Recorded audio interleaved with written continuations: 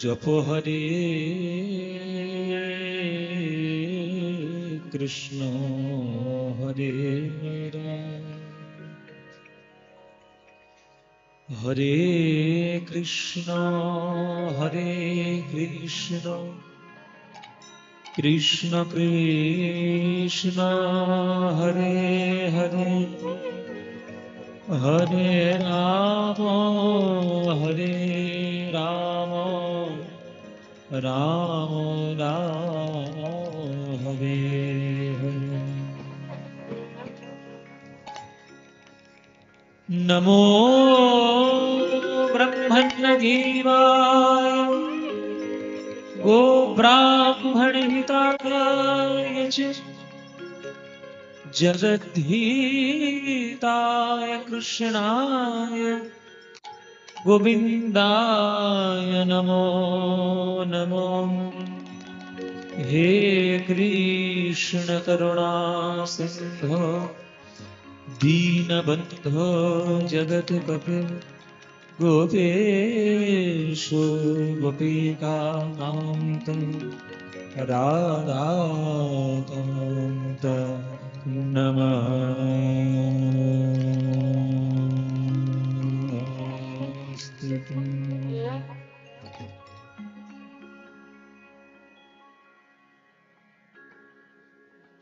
वन्दे महापुरुषते चरणारविन्द वन्दे महापुरुषते चरणारविन्द पुरुषते चरणारविन्द वन्दे महापुरुषते चरणारविन्द वन्दे महापुरुषते चरणारविन्द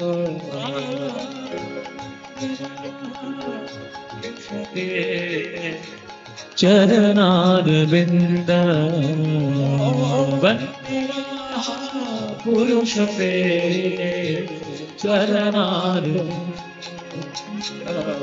वन्दे महापुरुषते चरणारविन्द वन्दे महापुरुषते चरणारविन्द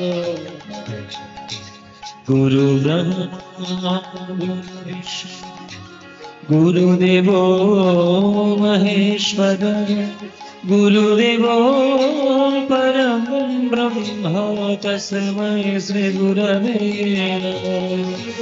हे कृष्ण करुणा सिन्धु दीनबन्धो जगत्पते गोपेशो गोपिकान्तो राधाकान्तो नमस्ते।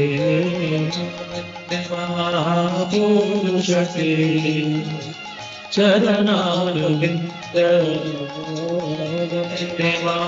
महापुरुषते चरणारविन्द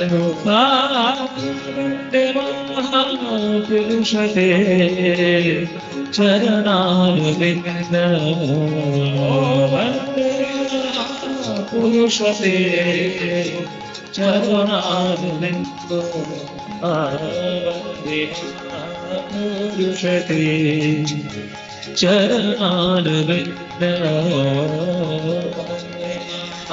पुरुषते चरणारविन्द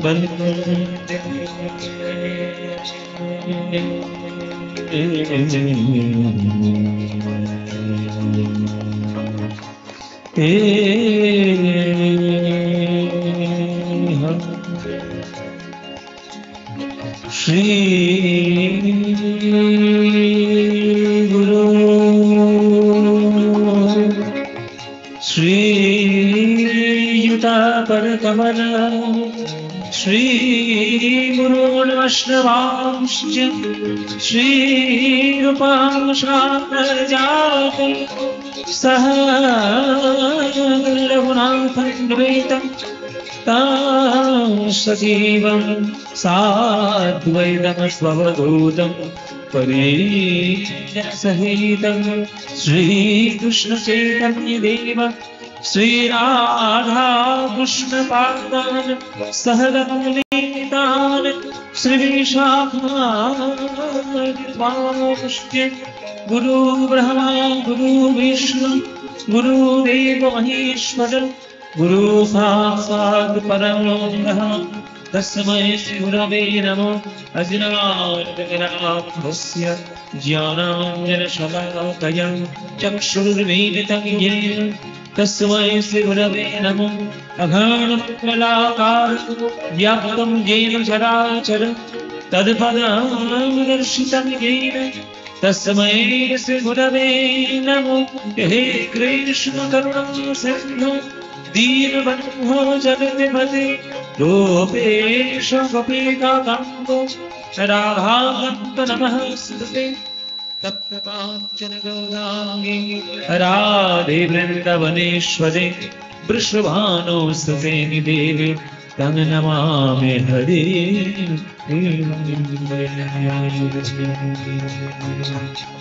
वन्दे गुरु श्री चरणरविन्द वन्दे गुरु श्री चरणरविन्द वन्दे गुरु भक्तवृन्द वन्दे गुरु भक्तवृन्द वन्दे गुरु श्री चरणरविन्द वन्दे गुरु श्री चरणरविन्द वन्दे भक्तवृन्द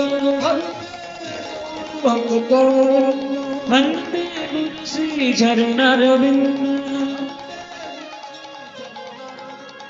वन्दे श्री चरणरविन्द वन्दे गुरु श्री चरणरविन्द वन्दे श्री चरणरविन्द वन्दे गुरु श्री चरणरविन्द वन्दे गुरु श्री चरणरविन्द वन्दे श्री चरणरविन्द वन्दे श्री चरणरविन्द वन्दे श्री चरणरविन्द वन्दे श्री चरणरविन्द वन्दे श्री चरणरविन्द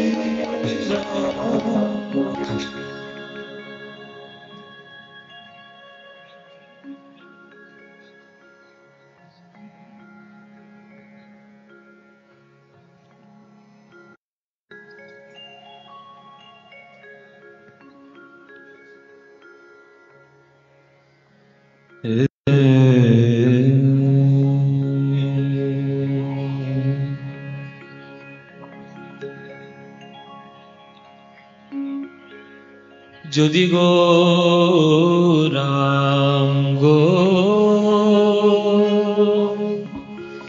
ও গৌরাঙ্গ না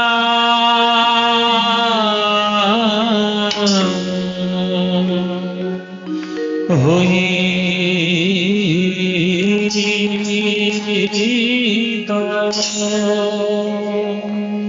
ও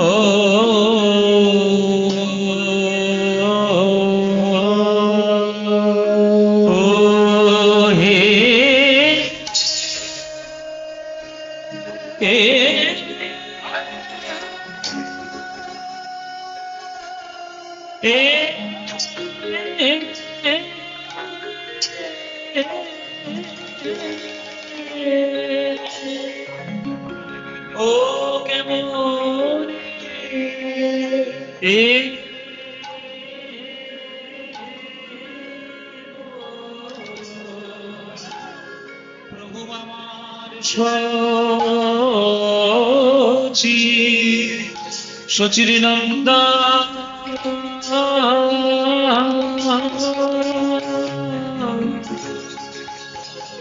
গো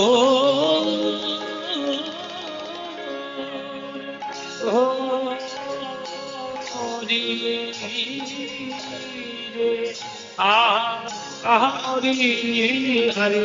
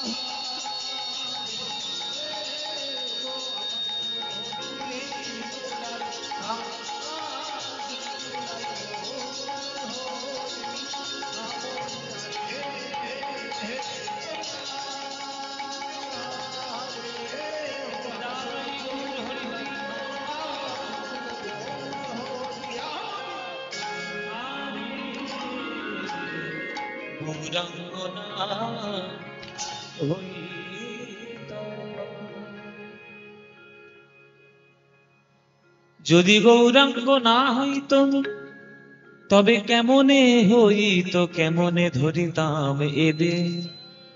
শ্রী রাধার মহিমা প্রেম রস সীমা, বলো জগতে জানা তো কে, জগতে জানা তো কে।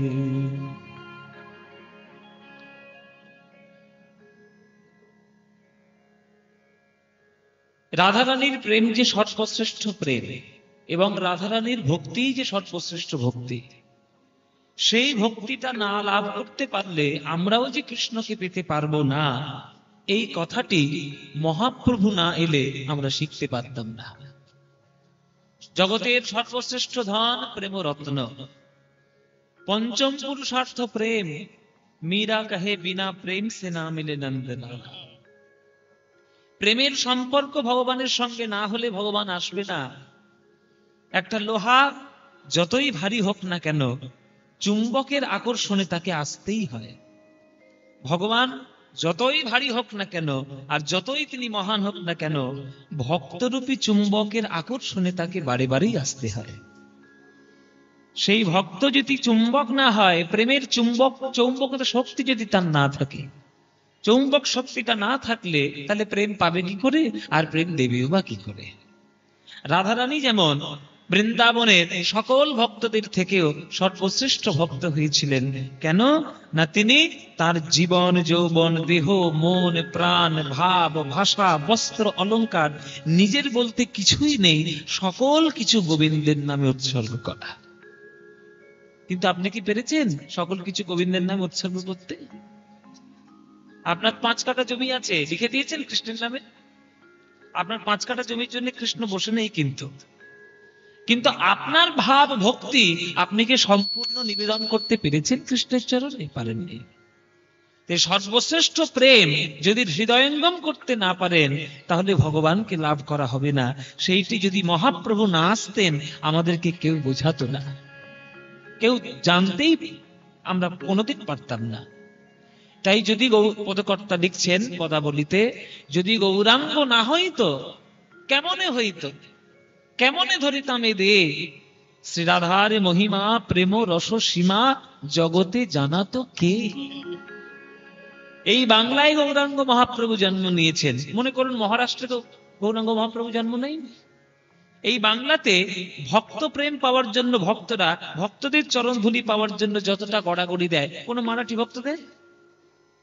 প্রেম পাওয়ার জন্য যে আকুলতা, কৃষ্ণ কৃষ্ণ বলে কাঁদা, সেটা কি কোনো ওই তামিলনাড়ুর কোনো ভক্ত দেয়? কোন পাঞ্জাবের ভক্ত দেয় কি? না। তাদের কেন দেয় না? না, তাদের দেশে গৌর হরি জন্মায়নি। আমরা অনেক ভাগ্যবান ভাগ্যবতী, এই বাংলায় গৌর হরি এসেছেন রাধা কৃষ্ণের প্রেম ভান্ডার নিয়ে, সেই প্রেম আমরা পেয়েছি। সেই হরিনামের মধ্যে সেই গৌরকেই যদি আমরা সম্মান জানাতে না পারি, তাহলে বাঙালি হিসেবে জন্ম আমাদের বৃথা। হরি বল। যদি গৌরাঙ্গ না হইতো কেমনে হইতো, কেমনে ধরিতাম এ দুধ। শ্রীরাধার মহিমা প্রেম রস সীমা, জগতে জানা তোকে, জগতে জানা তোকে। গৌরাঙ্গ না হই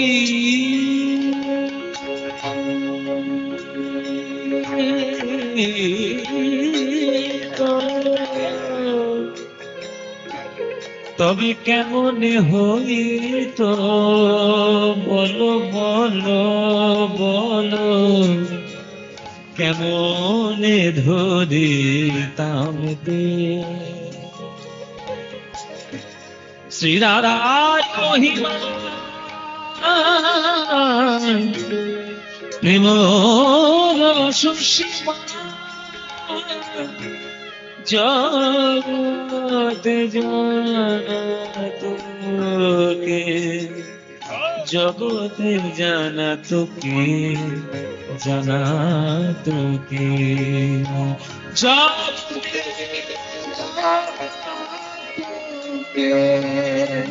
জগতে জানা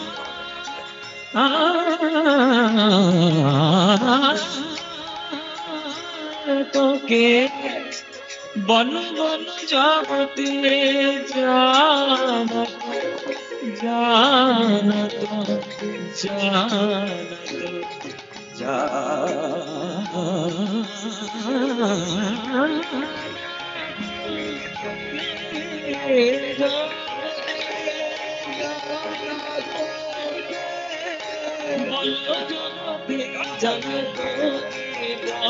জগতে জানা তোকে, জানা তোকে।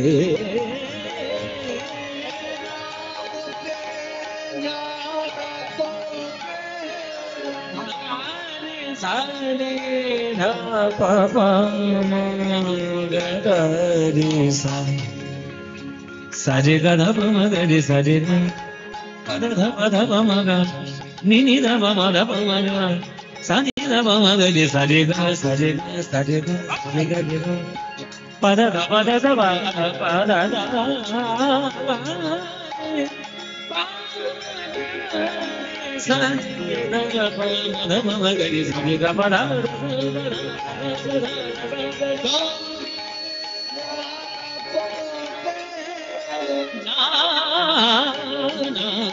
তোকে জানা, তোকে জানা, তোকে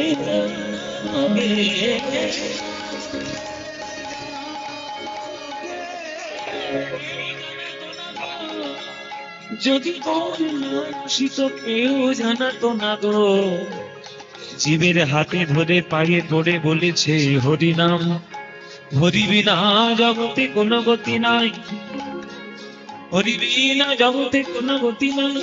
তাই মদন ভবে হরি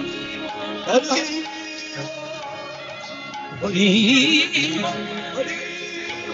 হরি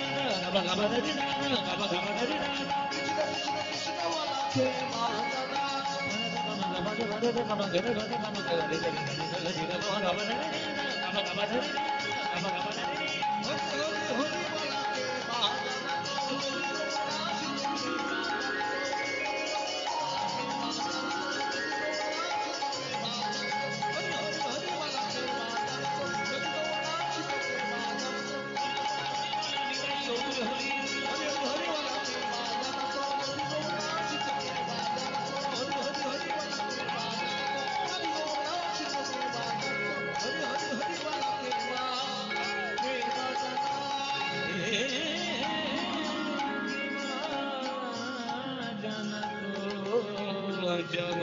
জানা তোকে, জগতে জানা তোকে, জগতে জানা তোকে।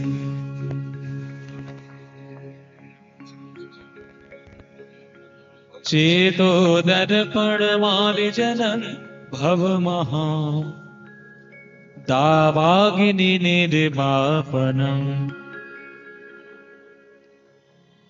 श्रेय कैरव चंद्रिका वितरणम् विद्यावधो जीवनम् आनन्दाम्बुधिवर्धनम् प्रतिपदम् पूर्णामृत स्वादनम् सर्वात्मस्नपनं परं विजयते श्री कृष्ण संकीर्तन।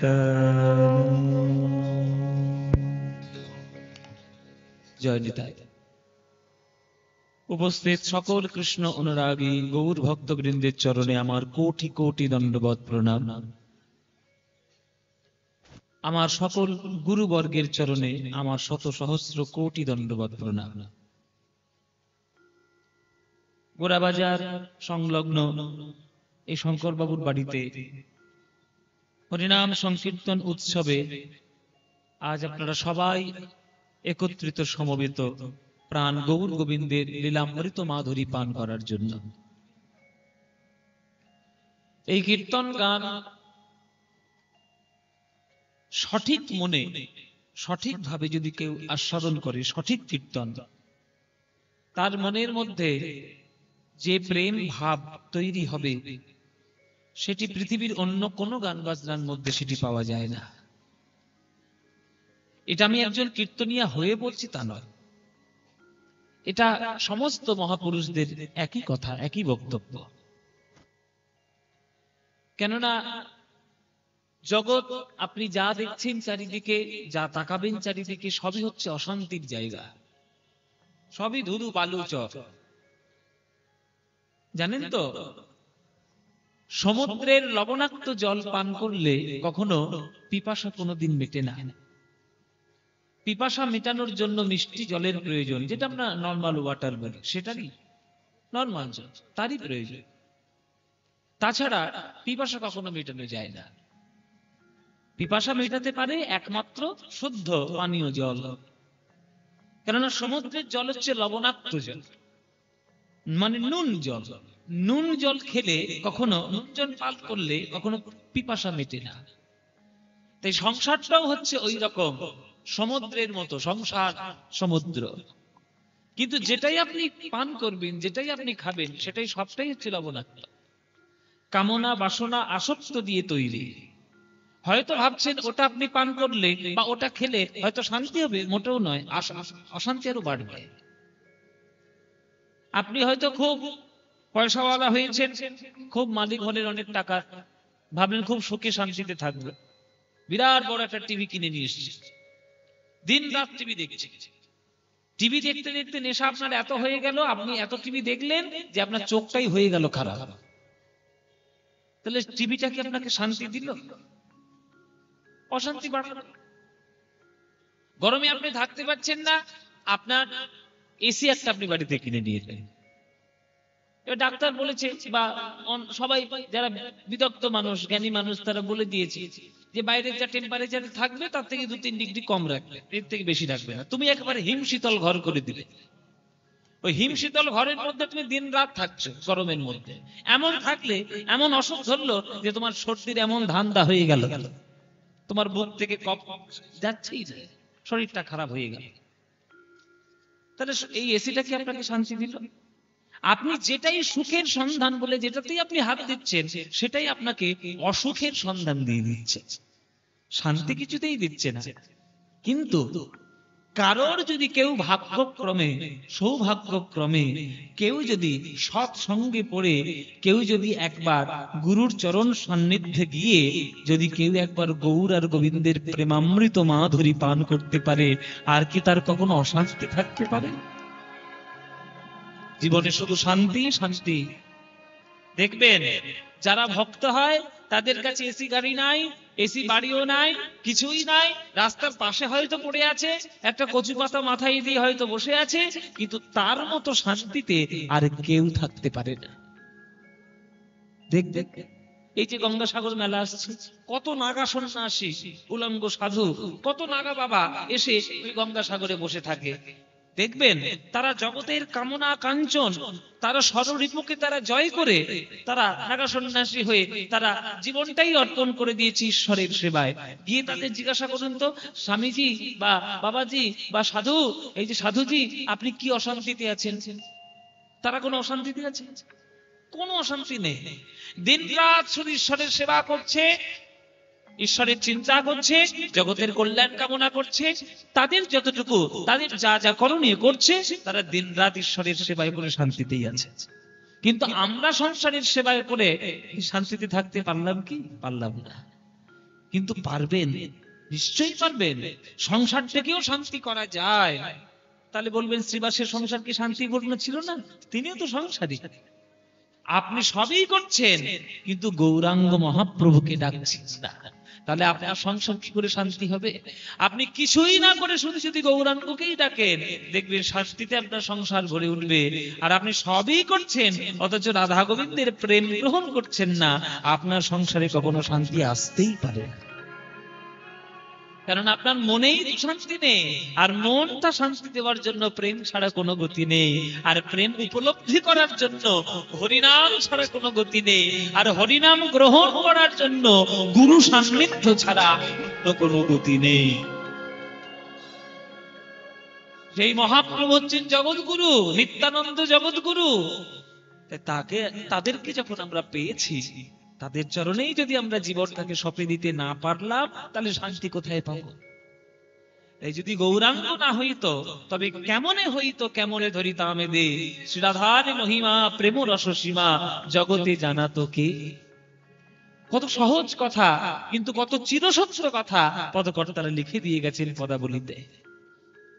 যখন মহাপ্রভু আসেননি পৃথিবীতে আমাদের বাংলায়, ততদিন পর্যন্ত সারা ভারতবর্ষের মানুষ জানতো যে প্রত্যেকটি জীব ছুটে বেড়াচ্ছে চারটি জিনিস লাভ করার জন্য। কি কি? ধর্ম, অর্থ, কাম, মোক্ষ। এই চারটি জিনিস পাওয়ার জন্য দেখবেন আমাদের সবার মাথার ঘাম পায়ে ফেলতে হয়। ধর্ম, অর্থ, কাম, মোক্ষ। কিন্তু মহাপ্রভু এসে বললেন যে না, এটার থেকেও আরো বেশি দামি জিনিস হলো পঞ্চম পুরুষার্থ প্রেম।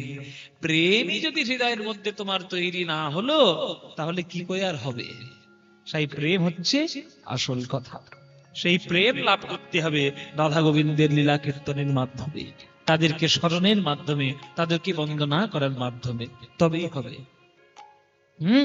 তাই বলছে হরি নাম হরি নাম, হরি হরি বলো ভাই, হরি নাম হরি নাম, হরি হরি বলো হরি নাম, হরি হরি বলো ভাই, হরি হরি হরি বলো। নাম বিনা কলি যুগে, নাম বিনা কলি যুগে আর গতি নাই, গতি নাই, গতি নাই। হরি নাম হরি নাম, হরি হরি বলো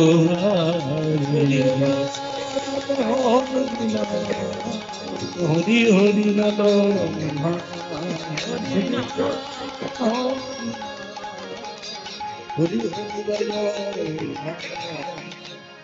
হরিনাম, হরিনাম বলো ভাই। হরিনাম করলে কি পাবে? এই যে মায়েরা মতো বিকেল বেলায় কীর্তন শুনতে চলে এসছো, হরিনাম শুনতে, মাথা খারাপ হয়েছিল সব তোমাদের? মাথা খারাপ হয়েছে তো, আর ডেফিনেটলি মাথা খারাপ, 100% মাথা খারাপ হয়েছে। নইলে ঘরের কাজ ফেলে তুই আর ওই সিরিয়াল সিনেমা ফেলে তুই এখানে কেউ কীর্তন শুনতে আসে না? পাগল ছাড়া কেউ কীর্তন শোনে না, কি ঠিক কি না? মায়েরা বলছে বাবা তুমি আমাদেরকে সরাসরি ভাবে পাগল বলে দিলে। পাগল হয়েছেন তো ভালোই তো হয়েছে, জেনে রাখবেন পাগল ছাড়া কিছু হয় না। যে পাগল হবে সেই সব কিছু পাবে।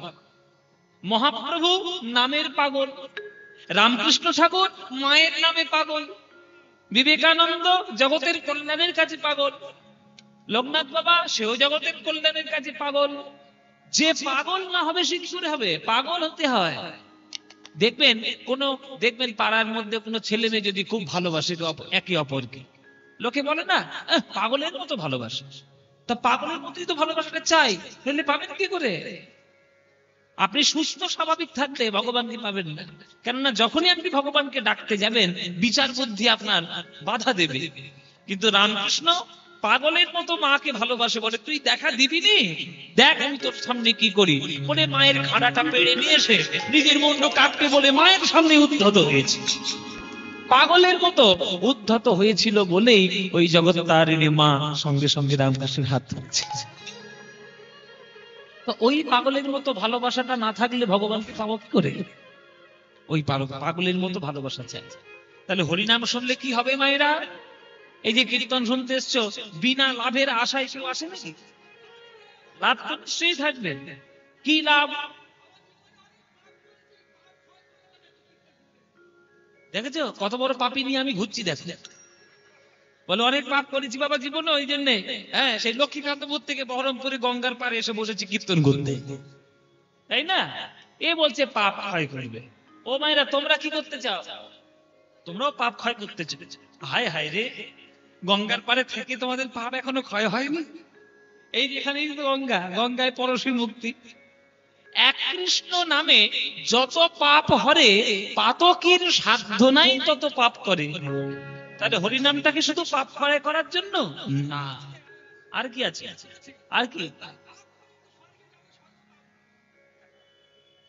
এখানে পাশে একটা শ্মশান আছে না, এক্ষুনি পুড়িয়ে দিলে স্বর্গে যাবে। এ বলছে স্বর্গে যাব। তাই কীর্তন শোনা বা কীর্তন গাওয়ার উদ্দেশ্য যদি কারোর পাপ ক্ষয় হয়, স্বর্গ পাওয়া হয়, এটা তো আসল লাভ নয়। চৈতন্য চরিতামৃত কি বলছে দেখতে হবে, শাস্ত্র কি বলছে। কেহ কহে নাম লইলে পাপ হয় ক্ষয়, কেহ কহে নাম লইলে স্বর্গ প্রাপ্তি হয়। কিন্তু ঠাকুর হরিদাস কহে নামের শুধু দুই ফল নয়, নাম লইলে কৃষ্ণ পদে মধুর প্রেমে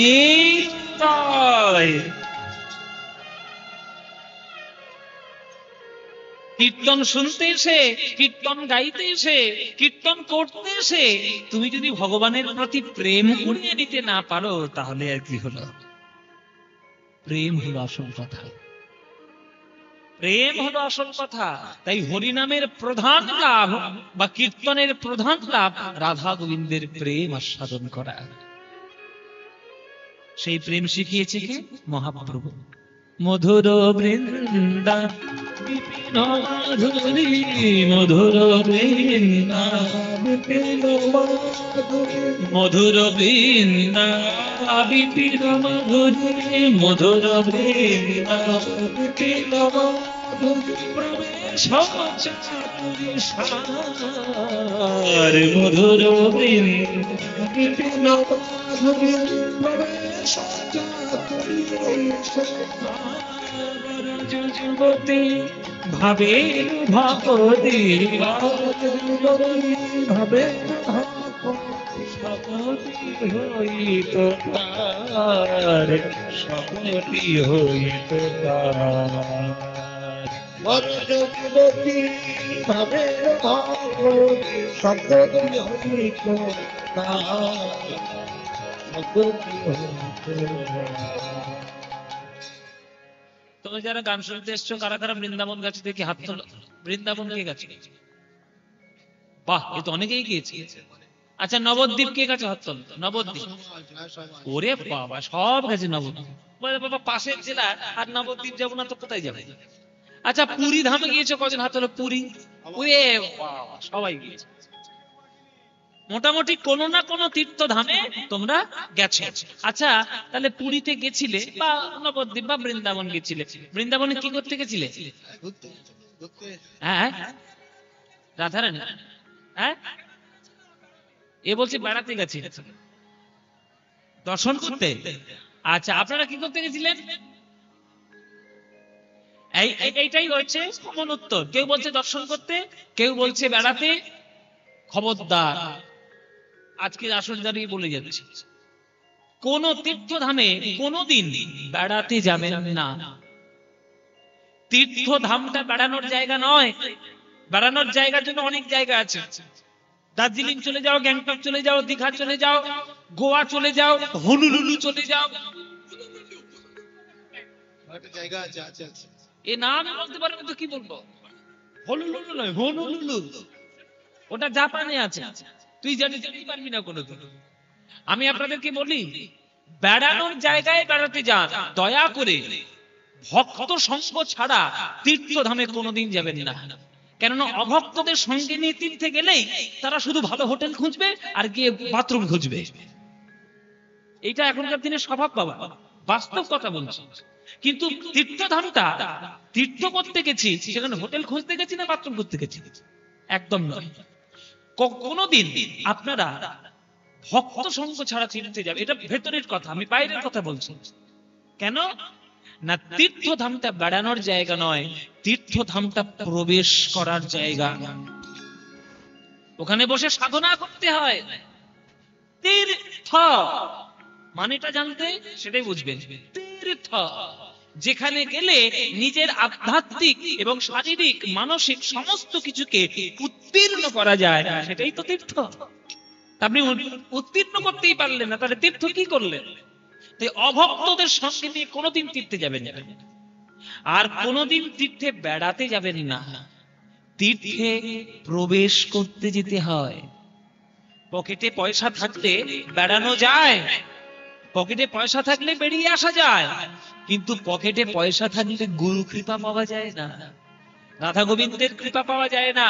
আমার পকেটে পয়সা আছে, আমি চলে গেলাম বৃন্দাবনে, আমার যাওয়া আর একজন গিয়ে সেখানে বসে গোপী অনুরাগে রাধা কৃষ্ণের ভজন করে সেখানে গোপী ভাব লাভ করে সে রাধা কৃষ্ণের প্রেম লাভ করছে, এইটা আকাশ পাতাল পার্থক্য।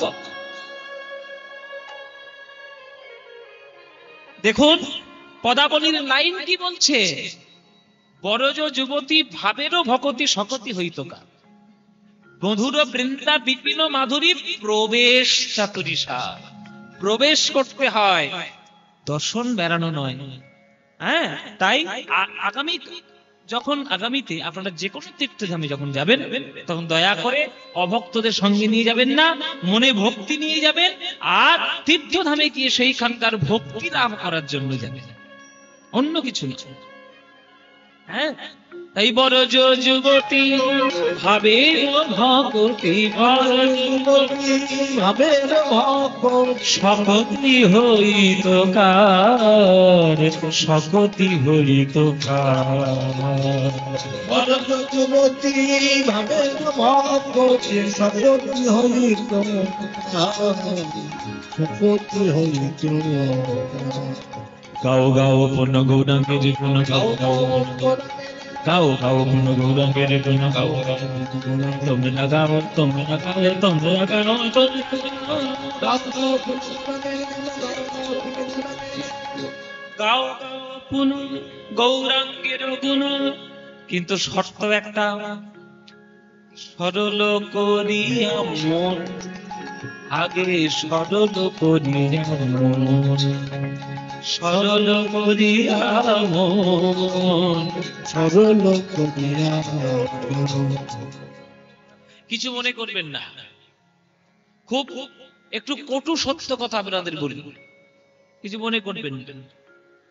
কীর্তনের আসরে এসে খুব গড়াগড়ি দিয়ে কান্নাকাটি করছে, লুটোপুটি খাচ্ছে, লোকে দেখে মনে মনে ভাবছে, বাহ খুব ভক্ত গো, খুব ভক্ত। ওমা, কীর্তন শুনলে গিয়ে বাড়িতে গিয়ে পাড়া প্রতিবেশীর সঙ্গে ঝগড়া শুরু করেছে। তোর জল আমার বাড়ি এলো কেন, তোর ছেলে আমার ঘরে নোংরা ফেলেছে কেন, তোর ডালটা আমার চালে পড়লো কেন। আরে এই 3 ঘন্টা ধরে ধরে যে ভক্ত সাজার যে ভান করলে, তাহলে তুই ভক্ত সাজলে না ভণ্ড হলে? মন যদি সরল করতে না পারো, তাহলে ভণ্ড ভক্ত হওয়ার কোনো মানেই হয় না। যদি মন পবিত্রতায় থাকে, তাহলে তুমি যে অবস্থাতেই থাকবে সেই অবস্থাতেই ভগবান তোমায় দর্শন দেবে। জেনে রাখবে, জঙ্গলে 2 প্রকারের গাছ, একটা বাঁকা একটা সোজা।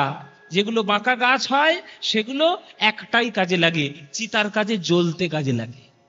আর যেগুলো সোজা গাছ হয় অনেক কাজে লাগে, আলমারি, খাট বিছানা, টেবিল, চেয়ার, নানান রকম জিনিসপত্র তৈরি করতে কাজে লাগে।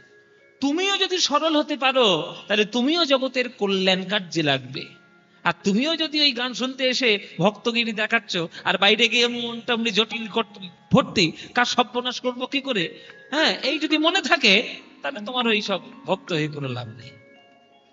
গাও গাও গুণ, গৌরাঙ্গের গুণ যত খুশি গাও, কোনো চিন্তা নাই, কিন্তু সরল করিয়া মন, আগে সরল করিয়া মন, ওই সরল করিয়া সরল করিয়া গাও গাও কোন গৌরাঙ্গের গুণ সরল করিয়া মন। একবার ভেবে দেখো তো নিতাই গৌরাঙ্গের জীবনটা। এ ভব সংসারে এমন দয়াল, হে ভব সংসারে এমন দয়া, এ ভব সংসারে এমন দয়াল, হে ভব সংসারে এমন দয়া, নাহি পাবে একজন, হে ভব সংসারে এমন দয়া, নাহি পাবে একজন, এমন দয়াল আর পাবে না, এমন দয়া আর পাবে আমার না। নিতাই আর পাবে না। নিতাই গৌরাঙ্গের মতো এমন দয়া আর পাবে তোমরা না। খুঁজে খুঁজে দেখতে পারো, এমন দয়াল আর পাবে না। খুঁজে খুঁজে দেখতে পারো, এমন দয়া আর পাবে না। তোমরা বিচার করে দেখতে পারো, এমন দয়াল আর পাবে না। বিচার করে দেখতে পারো, এমন দয়া আর পাবে না। তোমরা খুঁজে খুঁজে দেখতে পারো, এমন দয়াল আর পাবে না। খুঁজে খুঁজে দেখতে পারো, এমন দয়া আর পাবে না। যারা হাতে ধরে পায়ে পড়ে, এমন দয়াল আর পাবে না। হাতে ধরে পায়ে পড়ে, এমন দয়া আর পাবে ও না। হাতে ধরে পায়ে পড়ে, হরি বল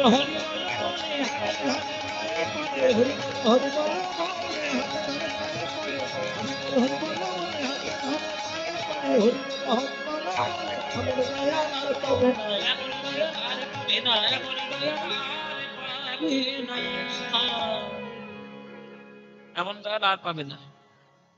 এ ভব সংসারে এমন দয়াল আর পাবে না। মনে করো নিত্যানন্দ, তুমি রাস্তা দিয়ে হেঁটে হেঁটে যাচ্ছ, কোন অজানা আছেন একটা লোক এসে ধুম করে মেরে চলে গেল, তুমি তাকে ছেড়ে কথা কইবে? এখনকার দিনে কেউ কয়? সে মারলো, তুমিও ঘুরিয়ে মারলে একটা চপ,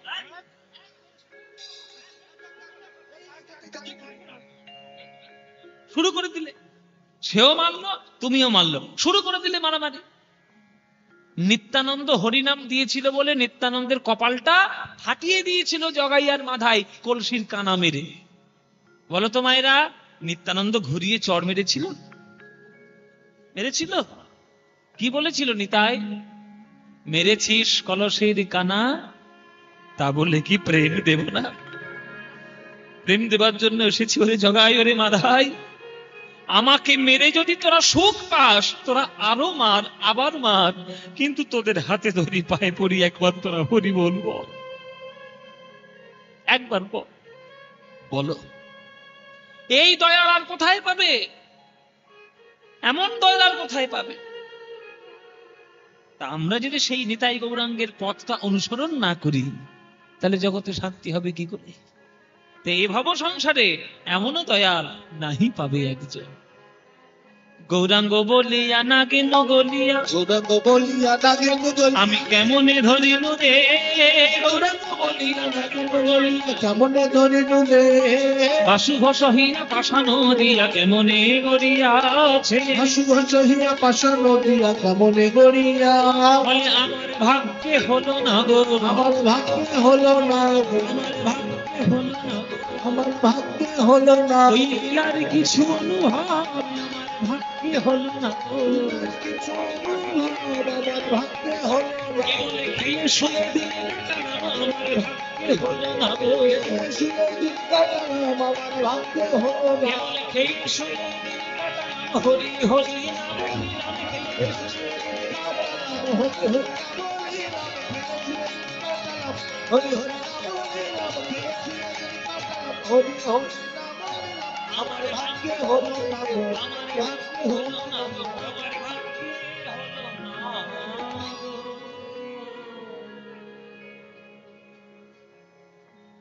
পদকর্তা বাসুদেব ঘোষ বলছে আমার ভাগ্যে হলো না। তাহলে বাসুদেব ঘোষ হচ্ছেন গৌড়চন্দ্রিকার সর্বশ্রেষ্ঠ পদকর্তা।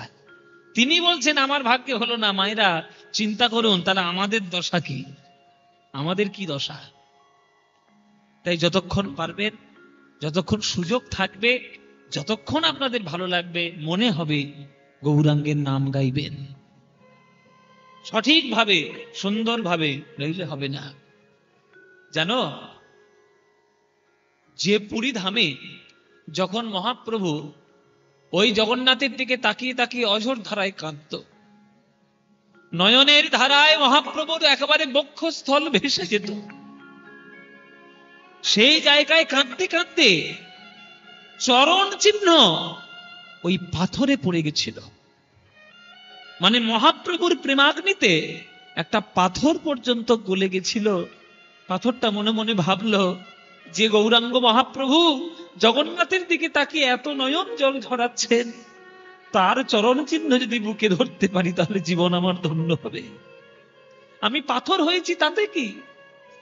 মহাপ্রভুর চরণের চিহ্ন পড়ে গেল এই পাথরের উপর। সে পাথর এখনো রাখা আছে আলারনাথ মন্দিরে। ওই সাধারণ লোকেরা ওই পাথরের উপর পা দিয়ে চলে যেত। আর আমাদের রাধারমণ চরণ দাস দেব, বিরাট বড় বৈষ্ণব, তিনি ভাবলেন যে মহাপ্রভুর পদচিহ্নে সাধারণ লোক পায়ে দেবে। রাজার সঙ্গে কথাবার্তা বলে খুব বিশেষভাবে সলা পরামর্শ করে ওই নির্দিষ্ট ওই পাথরটুকু কেটে নিয়ে আলারনাথ মন্দিরে প্রতিষ্ঠা করেছে।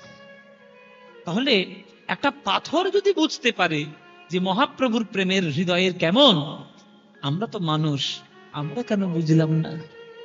তাহলে আমাদের হৃদয়টা পাথরের থেকে আরো কঠিন, তাই আমরা মহাপ্রভুর কৃপা বুঝিনি।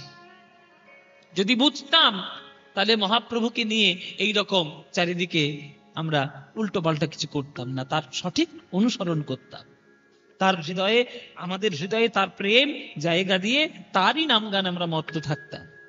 কিন্তু এখনো কিছু দুর্ভাগা বাঙালি আছে যারা মহাপ্রভুর গুরুত্ব বোঝে না।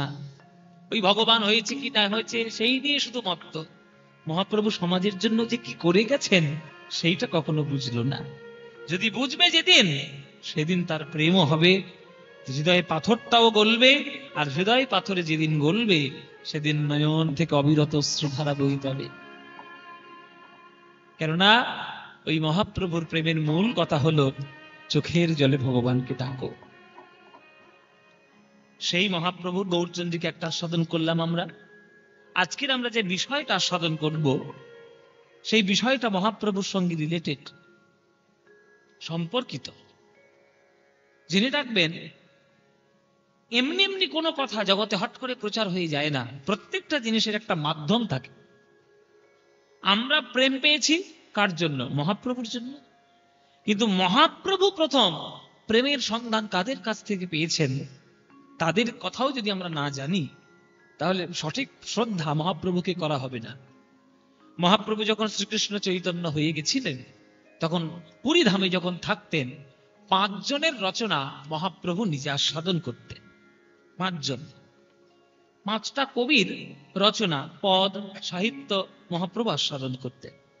নিজের লেখা গান, নিজের লেখা শ্লোক, নিজের লেখা পদাবলী মহাপ্রভুর আপনি পাবেন না। কেবলমাত্র শিক্ষা স্টক ছাড়া মহাপ্রভুর অন্য কোনো কথা লেখা নেই। আপনি বাজারে খুঁজে খুঁজে দেখুন কোন বইটা শ্রী চৈতন্য মহাপ্রভুর লেখা, বাজারে পাবেন না। মহাপ্রভু গ্রন্থ লিখেছিলেন কিন্তু সবগুলোই গঙ্গার জলে বিসর্জন দিয়ে দিয়েছিলেন। কারণ মহাপ্রভু জানতেন যে আমার লেখা গ্রন্থ যদি পাঠ করে সবাই, তাহলে আমার ভক্তরা ওই আমার লেখা গ্রন্থগুলো নিয়ে অহংকার করতে শুরু করবে।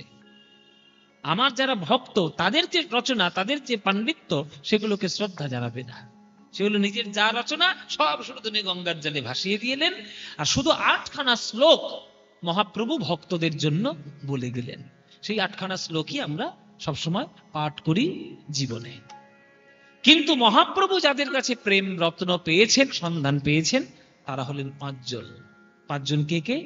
চৈতন্য চরিতামৃতে পরিষ্কার করে লেখা, চণ্ডীদাস বিদ্যাপতি রায়ের দিদি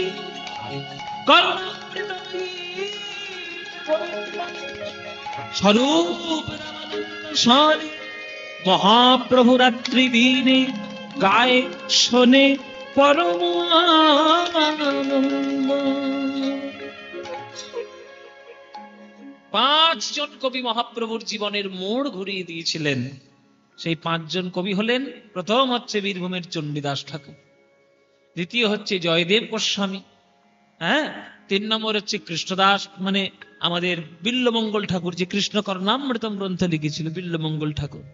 রায় রামানন্দের গান মহাপ্রভু অত্যন্ত ভালোবাসতেন। আর 5 নম্বর আজকের আমরা যার কথা বলবো, তার জীবন, তিনি হলেন মিথিলার কবি বিদ্যাপতি। তৎকালীন যুগের শ্রেষ্ঠ কবি ছিলেন বিদ্যাপতি। যেমন আধুনিক কালের শ্রেষ্ঠ কবি রবীন্দ্রনাথ ঠাকুর, তৎকালীন যুগের শ্রেষ্ঠ কবি ছিলেন বিদ্যাপতি। এই বিদ্যাপতির মিথিলায় বাড়ি।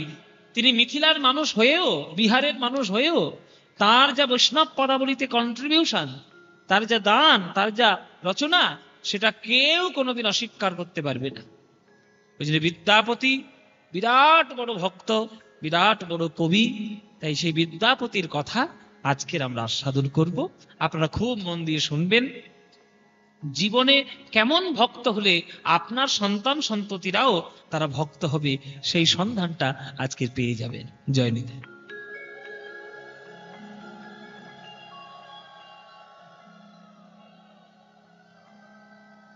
চলুন সেই বিদ্যাপতির বাড়ি বা বিদ্যাপতির জীবনী আমরা আজকে আস্বাদন করব। বিদ্যাপতির বাড়ি কোথায়? বিদ্যাপতির বাড়ি হচ্ছে মিথিলা। মিথিলাটা কোথায়? বাবা, বিহারের একটা জায়গা। এই মিথিলা বললে একজনের নাম খুব মনে পড়ে। মিথিলার একজন রাজা ছিলেন, বিখ্যাত রাজা। মিথিলার রাজা জনক। তাহলে জনকের মেয়েকে সীতা। তাহলে বলতে পারি যে এই মিথিলা হচ্ছে রামচন্দ্রের শ্বশুর বাড়ি। হ্যাঁ, রামচন্দ্রের শ্বশুর বাড়ি মিথিলা। এটা কি এই আমার নিচু হতে হবে।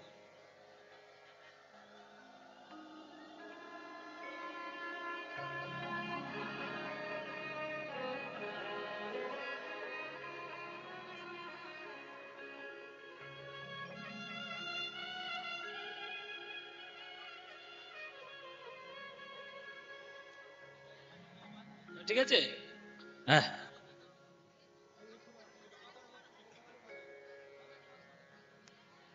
ওই আর একটা আসছে, পিছনে পিছনে এসে বলবে, নাহলে তুমি বাঁধবে কি করে? এই দেখো, আবার বসতে এইভাবে হবে না। হ্যাঁ, এইভাবে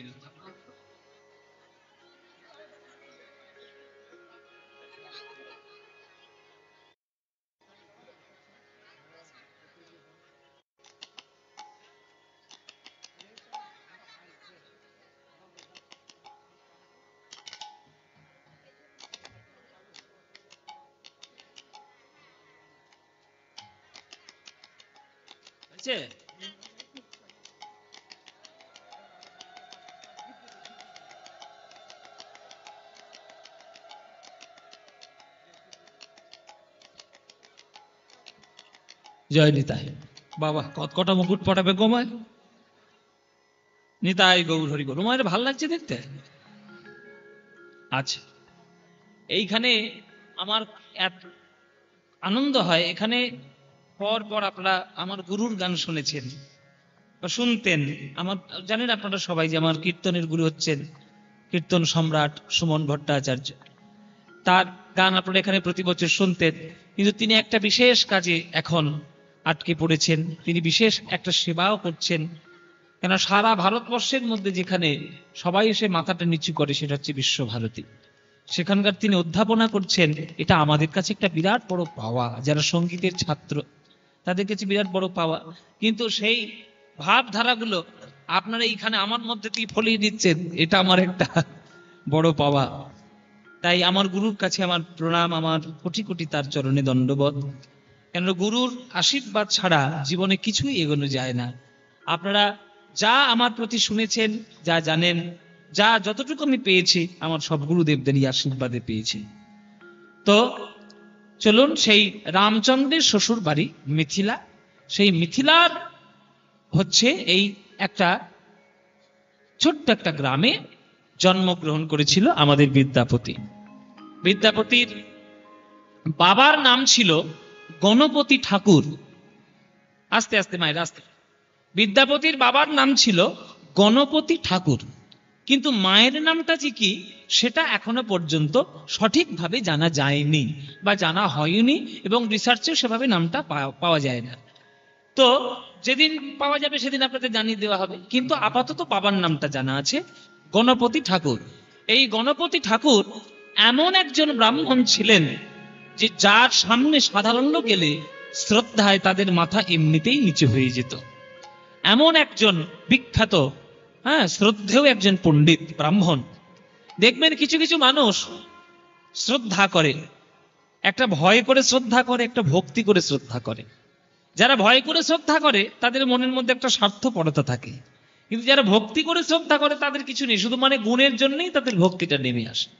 সেই গণপতি ঠাকুরের ঘরে জন্মগ্রহণ করেছিল এই বিদ্যাপতি।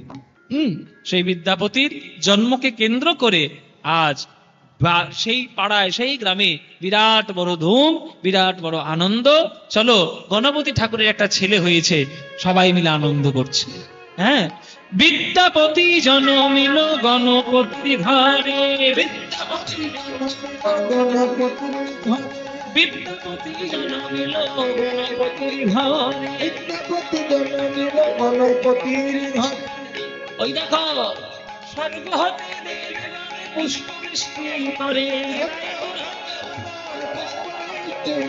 স্বর্গ হতে পুষ্প বৃষ্টি করে, আনন্দ ধরে ধরে ধরে না আনন্দ ধরে না, ধরে না হেরে আনন্দ ধরে না।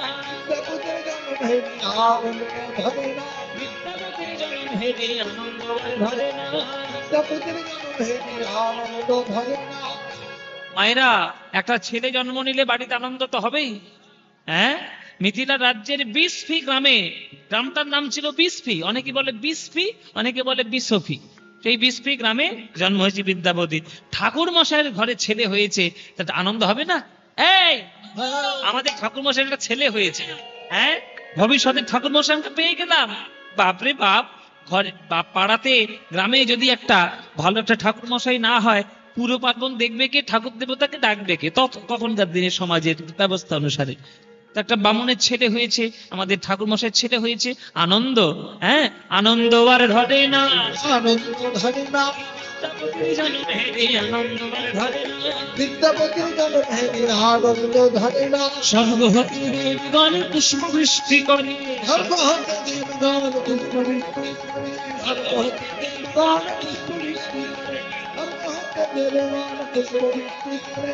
বিদ্যাপতির জন্ম হেরে আনন্দ না ধরে, বিদ্যাপতির জন্য আনন্দ না ধরে। তাদের আনন্দ আর ধরে না, আনন্দ ধরে না। তারা উলুধ্বনি সবাই করে, আনন্দ আর ধরে না। উলুধ্বনি সবাই করে, আনন্দ ধরে না। তারা হরিধ্বনি সবাই করে, হরি হরি হরি বলে। উলুধ্বনি সবাই করে, হরি হরি হরি করে। উলুধ্বনি সবাই করে, হরি হরি হরি। উলুধ্বনি সবাই করে, হরি হরি হরি। উলুধ্বনি সবাই করে, হরি হরি হরি। আনন্দ ধরে না, আনন্দ ধরে না, আনন্দ ধরে। খুব আনন্দ, একটা ছেলে হয়েছে, খুবই আনন্দ। পাড়া প্রতিবেশী খুবই আনন্দিত, ছেলে হয়েছে বলে কথা। দলে দলে মিলে সবাই দেখতে যাচ্ছে, হ্যাঁ, ছেলেকে দলে দলে সবাই দেখতে যাচ্ছে ছেলেকে। এই ঠাকুর মশাই ছেলে দেখো, চল। দেখতে দেখতে ছেলের অন্নপ্রাশনের দিন চলে এলো। হ্যাঁ, আপনাদের এদিকে অন্নপ্রাশন হয় তো? নিশ্চয়ই নিশ্চয়ই হয়, কারণ সবাই হয়, রাইস সেরিমনি। হ্যাঁ, বলছে ছেলেটা আজকে কি হবে সেটা আজকের পরীক্ষা করে দেখে নেওয়া যাবে। আগেকার দিনে, হয়তো এখনকার দিনে কোনো কোনো বাড়িতে হয়, অন্নপ্রাশনের দিন দেখবেন একটা নিয়ম আছে, থালাতে করে বিভিন্ন রকম জিনিস সাজিয়ে আর বাচ্চার কাছে, শিশুর কাছে ধরা হয়। মানে বই, ধান, মাটি, টাকা পয়সা, বিভিন্ন রকম, হ্যাঁ, কলম, এগুলো সব দেওয়া হয়। এবার ছেলেটা যেটার উপর ঝাঁপিয়ে পড়বে, একটা সাধারণ চলতি বিশ্বাসে ধারণা হয় যে ছেলে বড় হয় ওইটাই হবে। তো এই ধারণাতে সবাই গিয়ে দেখতে গেছে, এই দেখি ছেলেটা কি করে, বাচ্চা ছেলেটা কি করে। মায়েরা অন্নপ্রাশনের দিন ধুমধাম করে অন্নপ্রাশন হচ্ছে, বড় একটা, হ্যাঁ, থালার মধ্যে একদিকে একটা ভাগবত রাখলো, একদিকে মাটি রাখলো, সোনা রাখলো, ধান দ্রব্য রাখলো, সবকিছু রেখে বিদ্যাপতির সামনে ধরা হয়েছে। যে ভক্ত হবে তার ছোটবেলা থেকেই লক্ষণগুলো বোঝা যাবে যে সে ভক্তই হবে। মায়েরা, সোনা চকচক করছে, রূপ চকচক করছে, কড়ি আছে, সবকিছু আওয়াজও হচ্ছে, সবুজ ধান দুর্বাও সবই আছে, কিন্তু বিদ্যাপতির কোনোটাতেই মন আকর্ষণ হচ্ছে না। বিদ্যাপতির সামনে যতবারই থালাটা ধরা হচ্ছে, বিদ্যাপতি ঝাঁপিয়ে গিয়ে ওই শ্রীমদ্ ভাগবতটাকেই বুকে জড়িয়ে ধরছে। তিনবার পরীক্ষা করা হলো, যতবারই দেওয়া হয়েছে বিদ্যাপতি ভাগবতটাকেই জড়িয়ে ধরেছে। যারা বৈষ্ণব ভক্ত তারা আনন্দাশ্রু ফেলছে, ওরে গণপতি, ভাগ্য করে ছেলে পেয়েছিস, দেখ, বারবার দেখ, যতবারই তুই ওই থালাটা দিচ্ছিস অন্য কিছুই ধরছে না, ও ভাগবতটাকেই জড়িয়ে ধরেছে।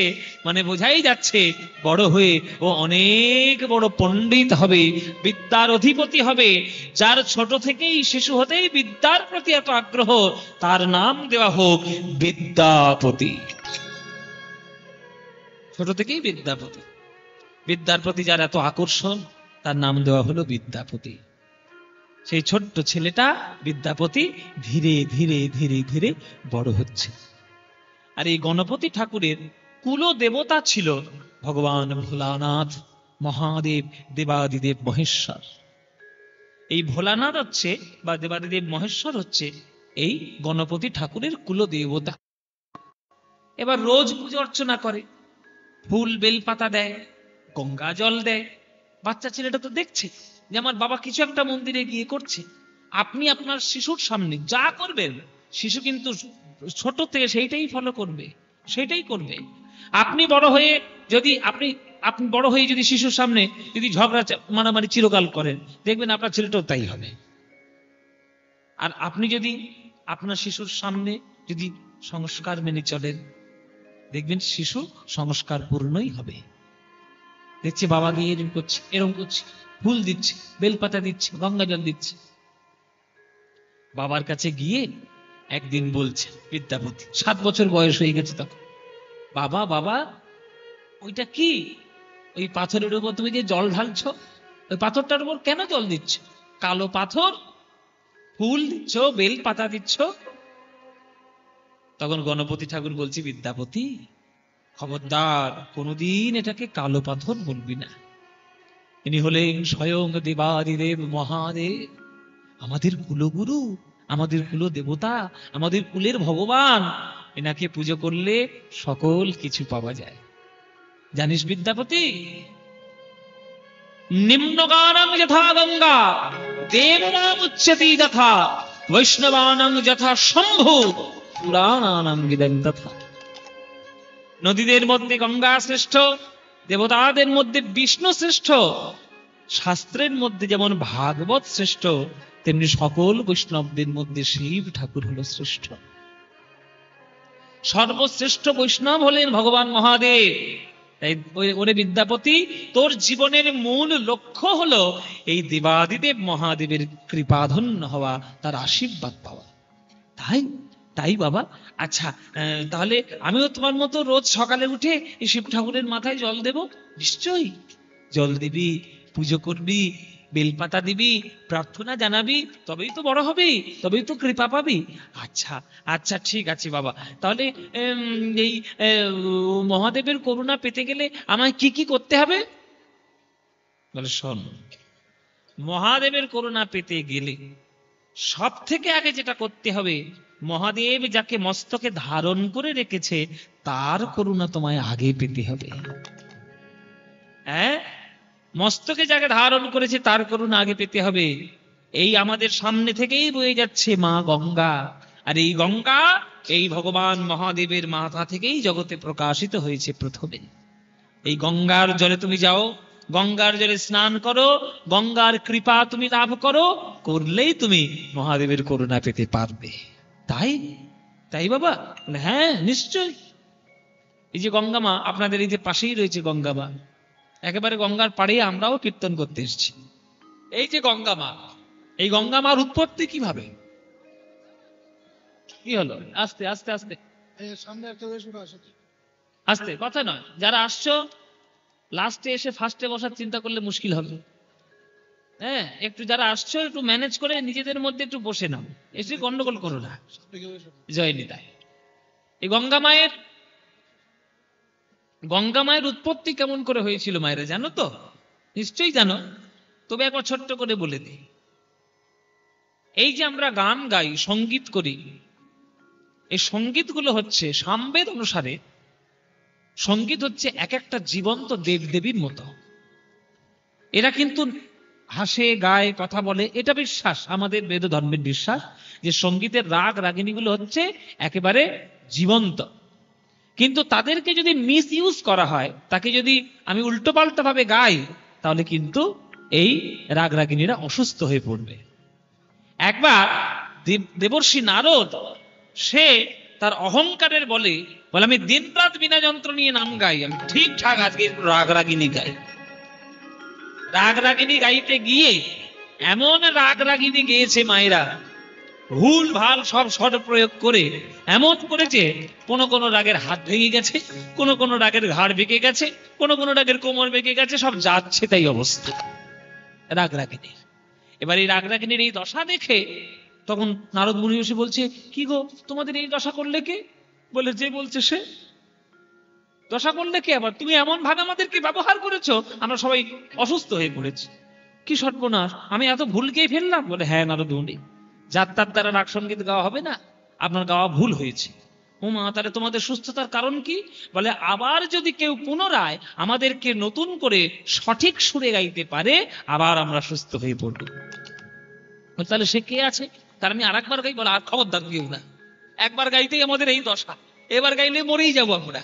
তাহলে কে গাইবে?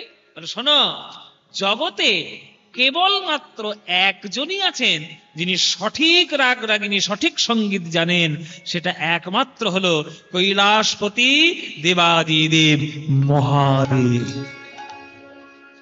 নারদ মুনি অমনি ছুটে চলেছে মহাদেবের কাছে, মামা, ও মামা, আমি একটু রাগ রাগিনী গাইতে গেছিলাম মামা, এমন গেছি যে সব ভুল ভাল হয়ে সব রাগ রাগিনী গুলো অসুস্থ হয়ে পড়ে আছে, তুমি যদি একটু ঠিক করে গাও তারা সুস্থ হয়ে যেতে পারে। ভোলানাথ বলছে, আমি তো গাইতে পারি, কিন্তু শ্রোতা কই? শ্রোতা না হলে কি গান গাইতে ভালো লাগে গায়কের? বলে, শ্রোতা মানে আমি শুনবো তোমার গান? দূর বেটা, তুই আমার গান শুনবি? তোর এত বড় ক্ষমতা, তোর গান গাওয়াতেই রাগ রাগিনী গুলোর এই অবস্থায়, যে তুই আমার গান শুনবি? কিরে, তুই আমার সঠিক শ্রোতা নস। তাহলে সঠিক শ্রোতা কে? বলে, জগতের কেবলমাত্র দুজন আছে আমার গানের সঠিক শ্রোতা। সে কে? বলে, একজন হচ্ছে ব্রহ্মলোকে ব্রহ্মা, আর একটা হচ্ছে বিষ্ণু লোকের ভগবান শ্রী বিষ্ণু। যা, ওদেরকে নিমন্ত্রণ কর, তাহলে আমি কিন্তু গান গাইতে পারি। নারদ গিয়েছে ব্রহ্মার কাছে, বাবা কৃপা করে একটু কৈলাসে চল, উল্টো পাল্টা করে ফেলেছি, রাগ রাগিনী গুলোর এই অবস্থা হয়েছে, মামা এখন একটু গান গাইবে, তুমি একটু গাই, শুনলেই আমার রাগ রাগিনী গুলো সুস্থ হবে। ব্রহ্মা বলছে, হ্যাঁ মহাদেব গান গাইবে বলে কথা, শুনবো না? নিশ্চয়ই শুনবো। ছুটি আসছে ব্রহ্মলোক থেকে ব্রহ্মা। হ্যাঁ, এইবার বিষ্ণুকে গিয়ে বলছে, প্রভু আপনি একবার কৈলাসে চলুন, আমার রাগ রাগিনী ভুল গাওয়া হয়ে গেছে, রাগ রাগিনীটা অসুস্থ হয়ে পড়েছে। বিষ্ণু বলছে, ভগবান মহাদেব গান গাইবে, একটু শুনবো না? নিশ্চয়ই শুনবো।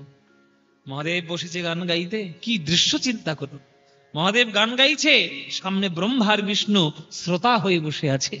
কি অপূর্ব দৃশ্য! যখন এমন রাগ রাগিনী মহাদেব ধরলেন, আহ, জগৎ একেবারে যেন শান্ত স্নিগ্ধ হয়ে যাচ্ছে, রাগ রাগিনী গুলো পুনরায় সুস্থ হয়ে যাচ্ছে। এমন গান ধরেছে মহাদেব যে আমাদের বিষ্ণু ভগবান সর্বাঙ্গ তার বিগলিত হয়ে যাচ্ছে, ধর্মাক্ত হয়ে যাচ্ছে, থরথর করে কাঁপছে। আর সর্বাঙ্গ বিগলিত জল চরণ ধারা থেকে বিন্দু বিন্দু বিন্দু হয়ে প্রবাহিত হচ্ছে। ওই চরণের ধারা থেকে উৎপত্তি হলো মা গঙ্গার। কেউ দেখতে পেল না, দেখতে পেয়েছে ব্রহ্মা। তাই কি করলো? ব্রহ্মা গিয়ে নিজের কমণ্ডলটা ওই চরণের তলায় প্রান্তে পেতে দিলেন।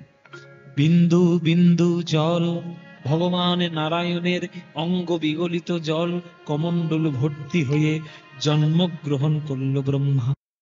আমরা ব্রহ্মার কমণ্ডলে প্রথমে জন্ম হলো আমাদের গঙ্গা চরণ থেকে। এই যে চরণ থেকে জল পড়ে কমণ্ডলের মধ্যে পড়লো, এটা কিন্তু কেউ জানে না ব্রহ্মা ছাড়া, ব্রহ্মাই জেনে রেখেছে। ব্রহ্মার কমণ্ডলের মধ্যে স্থিত রয়েছে। এইবার যখন সগর রাজা, তার যখন বংশ ধ্বংস হয়ে গেল, যখন ধরিত্রীকে পাবন করার জন্য গঙ্গাকে আনার প্রয়োজনীয়তা হয়ে পড়ল, তখন ভগীরথ এক পায়ে দাঁড়িয়ে তপস্যা করলেন ব্রহ্মা। তখন ব্রহ্মা বলছে, এই জগতে গঙ্গা আমি দিতে পারি, কিন্তু আমি যখন কমণ্ডল থেকে গঙ্গাটা ঢালবো, তার যে গতিবেগ, তার যে প্রচন্ড শক্তি, সেটা ধারণ করবে কে? সরাসরি যদি আমার কমণ্ডল থেকে পৃথিবীতে পড়ে, পৃথিবী একেবারে চৌচির হয়ে যাবে, একবার খন্ড খন্ড হয়ে যাবে। তখন বলল, একমাত্র একজন আছে এর ভার সহ্য করতে পারবে, সে হচ্ছে মহাদেব। তখন ভগীরথ আবার তপস্যা শুরু করলেন মহাদেব। মহাদেব যখন প্রসন্ন হলে বলছে, ঠিক আছে, আমি আমার জটা পেতে দেব, এই জটাতে কারোর শক্তি কোনো রকম কাজ করবে না। তাই প্রথমে ওই কমণ্ডল থেকে যখন গঙ্গাকে ঢাললেন ব্রহ্মা, তখন প্রথম ধারা পড়েছে আমার এই শিব ঠাকুরের জটায়। শিব ঠাকুরের জটায় পড়ে সেইখান থেকে আমাদের এই গঙ্গা আসা, সেইখান থেকে গঙ্গা সাগরে গিয়ে মেশা, সেইখান থেকে ওই রঘুবংশের সগর রাজার 100 পুত্র উদ্ধার হয়ে গেল, সমস্ত কিছু হয়ে এই গঙ্গা সাগরের মেলা এই আপনাদের সামনে এই মকর সংক্রান্তিতে হচ্ছে গঙ্গার আবির্ভাব। তো মা গঙ্গা, আমরা ভারতীয় সংস্কৃতিতে আমরা মা গঙ্গাকে স্বয়ং দেবী বলে জানি। হ্যাঁ, তো সেই মা গঙ্গার পুজো করতে চলেছে আজ বিদ্যাপতি। বিদ্যাপতিকে বলে দিয়েছে বাবা যে যাও গঙ্গার জলে পুজো করো, তবেই তুমি শিব ঠাকুরের করুণা পাবে। হ্যাঁ, তাই চলেছে আজকের গঙ্গা পুজো করতে। ওই ছোট্ট বিদ্যাপতি ওই ছোট্ট বয়সে এক পা দু পা করে এগোতে এগোতে, বুক ভরা শ্রদ্ধা নিয়ে ভালোবাসা নিয়ে আজ গঙ্গার তীরে এসে দাঁড়ালো। গঙ্গার তীরে কুলুকুলু ধারা বয়ে যাচ্ছে, বিদ্যাপতির নয়ন ধারা ভেসে যাচ্ছে। করজোরে বলছে, মা গো, তোমার জলে আমি স্নান করতে এলাম জীবনকে পবিত্র করব বলে। ওগো মা গো, বাবা আমায় বলে পাঠিয়েছে শিব ঠাকুরের করুণা পাওয়াই হলো জীবনের প্রধান লক্ষ্য। এই মা, তুমি কৃপা করো যেন আমি শিব ঠাকুরের করুণা লাভ করতে পারি। এই বিদ্যাপতি প্রথম তার গান রচনা করলেন এই গঙ্গার তীরে বসে, গঙ্গা বন্দনা। বড় সুখ সাওয়া आवल तो आती रे, बड़ सुख सावल तो आती रे, बड़ सुख सावल तो आती, बड़ सुख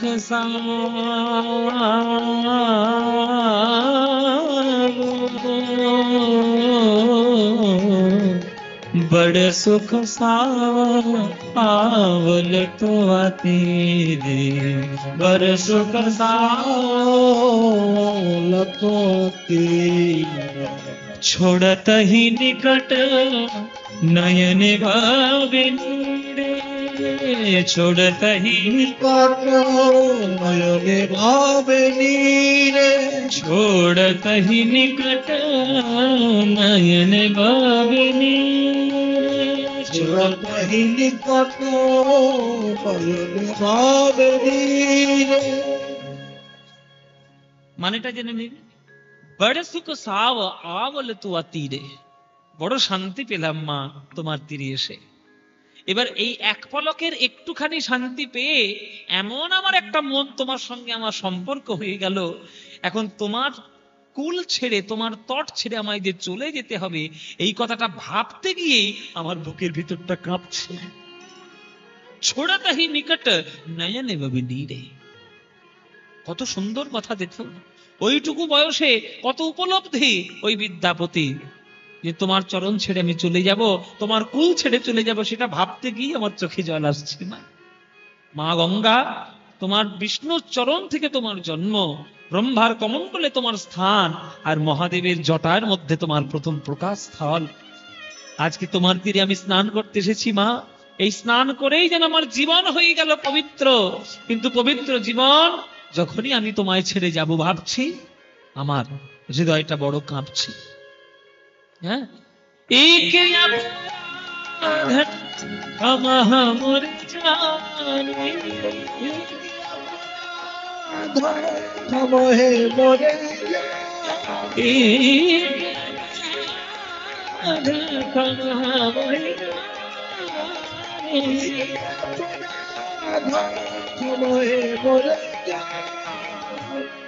লাগল পারে মায়ে তোমার পানি, লাগল পারে মায়ে তোমার পানি, লাগল পারে মায়ে তোমার পানি।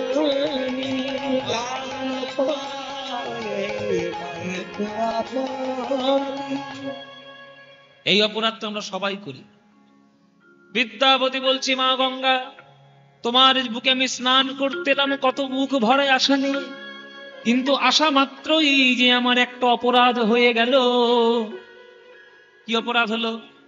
এই অপরাধ তো আমাদের সবারই হয় মা। গঙ্গার জল আমাদের পায়ে লেগে যায়। মা যদি গঙ্গা হয়, যার জন্ম বিষ্ণুর চরণ স্থলে, হ্যাঁ, তার গায়ে গিয়ে আমি পা দিচ্ছি, তাহলে কত বড় অপরাধী আমি। অপরাধ হচ্ছে, অপরাধ হচ্ছে তো, নিশ্চয়ই হচ্ছে। তাহলে মুক্তি পাবো কি করে? ওই জন্যই তো, ওই জন্য তো ভক্ত জীবনগুলো শিখতে হয়, শুনতে হয় আস্তে আস্তে। আপনারা গঙ্গাসাগরে যান, আর আপনার পাশের গঙ্গা নদীতে যান, বা আপনি কোনো সমুদ্রে যান, সমুদ্রে আপনাকে নামতে হবে, গঙ্গাতে আপনার নামতেই হবে, নেমে আপনাকে স্নান করতেও হবে। স্নান যখন করতে হবে, এটা কি খুলে নিন,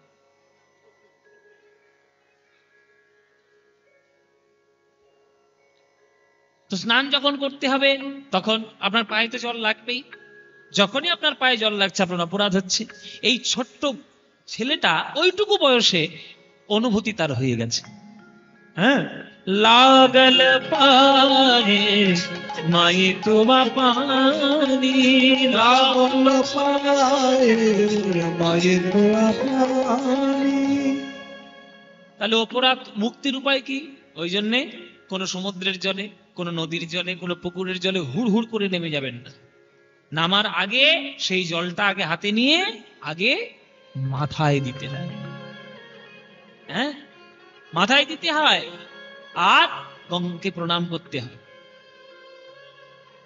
তদ্ব্যাপাতক সংহতি সত্যি দুঃখ বিনাশিনী সুখদা মুখদা গঙ্গা গঙ্গিত পরমাগতি। ও মায়েরা, মন্ত্র মনে থাকবে তো? হ্যাঁ, মনে থাকবে? লিখে নিন, লিখে নিন, রেকর্ড করে নেবেন। এখনকার দিনে মোবাইল হয়েছে ভালো, সব রেকর্ড করে নেবেন। হ্যাঁ, এই যে দেখো কত কটা শুধু ক্যামেরা বসিয়েছি, দেখো কতগুলো ক্যামেরা বসে সব রেকর্ড করছে। কিন্তু আপনাদের গান আপনারা কিছুদিন পরে এখানকার গান পেয়ে যাবেন ফেসবুকে। সব ক্যামেরা নিয়ে আমার মুখের সামনে বসেছে। এই ক্যামেরায় আবার হয়নি, আবার মোবাইলের ক্যামেরা ধরেছে। ও মায়েরা, গঙ্গার জলে স্নান করতে গেলে, প্রণাম করতে গেলে মন্ত্রটা তো বলতে হবে, তাহলে মন্ত্রটা শিখে নিতে হবে। শিখে নাও। সদ্যে পাত, আমার সঙ্গে সঙ্গে বলো, তাহলে মুখস্থ হয়ে যাবে। হাত জোরে করো সবাই, সবাই হাত জোরে করো, হাত জোরে করে বলো দেখি, বলো। সদ্য পাতক সংহন্ত্রী সদ্য দুঃখ বিনাশিনী সুখদা মোক্ষদা গঙ্গা গঙ্গৈব পরমাগতিম। মনে থাকবে? মায়েরা বলছে, বাবা কি মন্ত্র বললে? 1 কিলোমিটার লম্বা মন্ত্র। এই 1 কিলোমিটার লম্বা মন্ত্র মনে থাকবে? ও মায়েরা, মনে থাকবে না? আচ্ছা যদি মনে না থাকে তাহলে একটা শর্ট মন্ত্র বলে দিই। শর্ট মন্ত্র, এখনকার দিনে সব শর্ট ফর্ম। শর্ট মন্ত্র একটা বলে দিই, কিচ্ছু করতে হবে না, জলটা একটু হাতে করে নেবে, নমো গঙ্গে নমো গঙ্গে নমো গঙ্গে, বলতে পারবে তো? এইটুকু বলতে পারবে তো? ও মায়েরা, এইটুকু বলতে পারবে তো? ব্যাস এইটুকু বললেই হবে। মূল কথা হলো আপনার শ্রদ্ধা। ওই যে গঙ্গা জলটা নিয়ে আপনি যে মাথায় দিচ্ছেন, মাতৃ সম্মান করে তাকে যে মস্তকে আপনি ধারণ করলেন, এই শ্রদ্ধাতেই আপনি অপরাধ থেকে মুক্তি পাবেন। হ্যাঁ বাবা, ওই যে পায়ে জল লাগছে, এক অপরাধ ক্ষমা মরে জানি, লাগলে পায়ে মায়ের তুয়া পানি। মা, তোমার জল আমার পায়ে লেগে আমার বড় অপরাধ হয়ে গেল। মায়ের বুকে পা দিয়েছি, কত বড় অপরাধ করেছি, এই অপরাধটি তুমি ক্ষমা করো। এই কি অপরাধ ক্ষমা মরে জানি, এই কি মহে মরে লাগল পায়ে মায়ের তুয়া পানি। লাগল পায়ে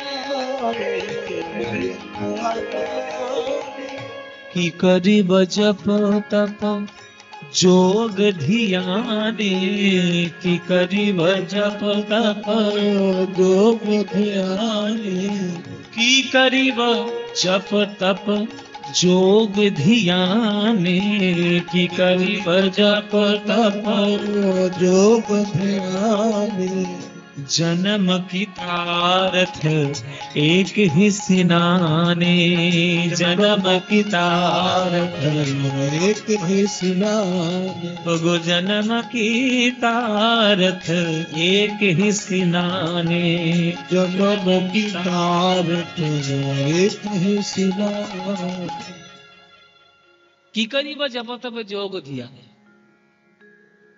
আমাদের একটা খনার একটা বচন ছিল, আপনারা হয়তো অনেকে শুনেছেন, যে শয়নোত্থান পাশমোড়া তার মধ্যে ঢিলে ছোড়া, পাগলার 14 পাগলির 8, ইহাই নিয়েই কাল কাট। আর ইহাও যদি না পারিস তারে ভগার খালে ডুবে মরিস। এই যে মায়েরা তোমরা ব্রত টত করো, মানে সবার থেকে শ্রেষ্ঠ ব্রত কোনটা? একাদশী ব্রত। যেমন আমাদের বছরে 24-25টা একাদশী আছে, তা 24টা যদি একাদশী হয়, তা আপনি যদি সব করতে নাও পারেন, শাস্ত্রে বলা আছে যে অন্তত 4টে একাদশী করলে 24টারই ফল পেয়ে যেতে পারো। তাহলে 24টা একাদশীর মধ্যে 4টে একাদশীর নাম কি কি? যেটা মূল একাদশী, প্রথম হচ্ছে শয়ন একাদশী, হ্যাঁ, তারপরে পার্শ্ব একাদশী, তারপরে উত্থান একাদশী, তারপরে ভৈমী একাদশী। এই 4টে, এই 4টে একাদশী অন্তত তোমরা যেন করো। এবার ভক্ত বলছে 4 দিন, এতদিন ব্রত করতে হবে, পারবো না, মুখ বেঁকে গেছে, দেখো বড্ড কষ্ট, বড্ড বড্ড খিদে পায়।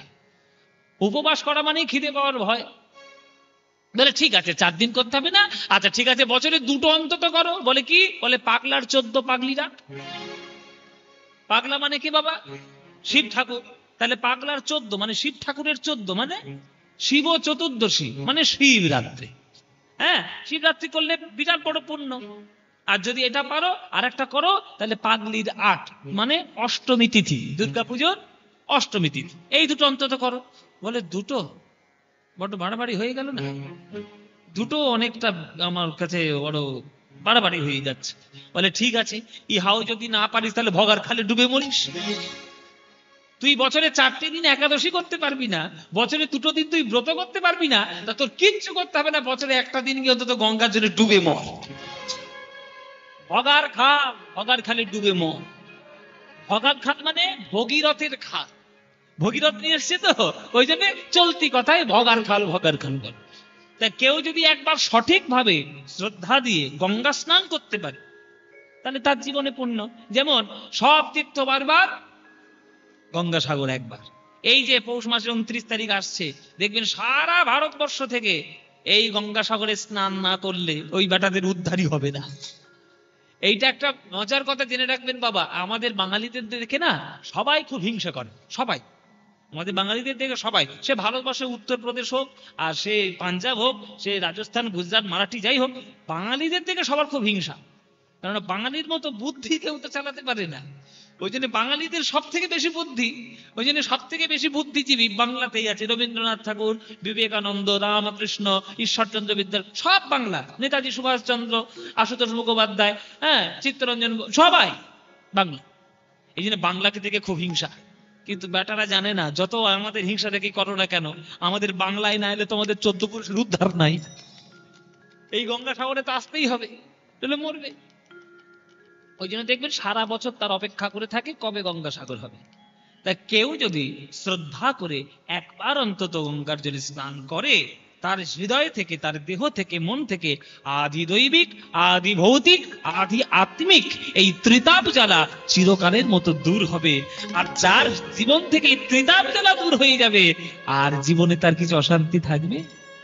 তাই বিদ্যাপতি লিখছে, কি করিব জপ তপ যোগ ধ্যানে, কি করিব জপ তপ যোগ ধ্যানে, जन्म की तारथ एक ही स्नाने, জনম কি তারথ এক হি স্নানে, वर्णय विद्यापति समझहु तो, বাণয় বিদ্যাপতি সমজন্ত, आहा अंत काले जनि बिसरि मोहे, অন্তকালে জানি বিসর্গ। মাগো সারা জীবন তোমার কাছে তপস্যা করে এসেছি মা, তোমার চরণ চিরকালই বুকে ধরবো মা।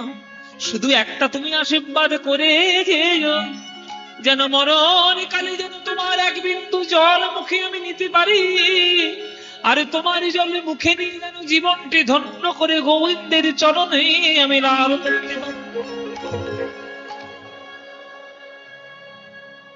মরণের সময় আমরা সবাই বলি, দে দে রে বাবা এক ফোঁটা গঙ্গা জল দে। কেন বলি? গঙ্গা তো সাধারণ জল নয়, গঙ্গা তো স্বয়ং বিষ্ণুর পাদপদ্ম সিক্ত জল। তাহলে বিষ্ণুর পাদপদ্ম সিক্ত জলের এক বিন্দু যদি মরণকালে মুখে পড়ে, তাহলে অন্তত জীবনটি উদ্ধার। এটা আমাদের বিশ্বাস। যারা বিশ্বাস করবে করবে, করবে না করবে না, সেটা কিছু করার নেই। কিন্তু আমাদের বিশ্বাস যে আমরা এই হরির চরণ পাবো, এইটা বিশ্বাসে তাই আমরা গঙ্গা জল মুখে দিই। তাই বলছে, জনম কি তারথ এক স্নানে, ভর্ণয়ে বিদ্যাপতি সমঝহু তোয়, অন্তকালে জনি বিসরি মোয়।